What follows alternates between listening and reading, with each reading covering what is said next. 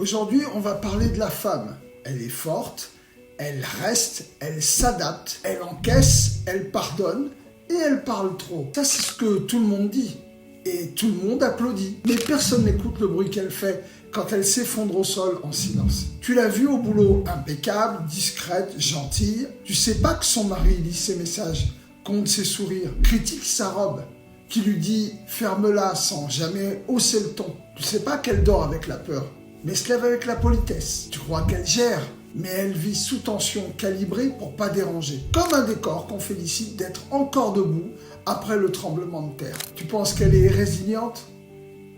Non, elle est piégée dans une cage avec des rideaux. Et toi, tu lui dis « t'as de la chance, au moins il t'aime ». Non, il la possède, comme on garde un vase joli, fragile et surtout cassable. Et si la vraie violence, c'était pas toujours les coups, mais le doute qui s'infiltre dans sa tête jusqu'à ce que elle s'excuse d'exister. Si le pire, c'était pas ce qu'il lui fait, mais ce que tu vois et que tu laisses faire. Tu veux l'aider? Commence par la croire, par ne pas lui dire tu devrais partir, mais je suis là quand tu seras prête. Et demande-toi combien de femmes fortes tu connais qui n'auraient jamais dû le devenir à ce prix-là. Mais voilà, la vérité, elle n'est pas qu'une victime, elle est une flamme qu'on a tenté d'étouffer.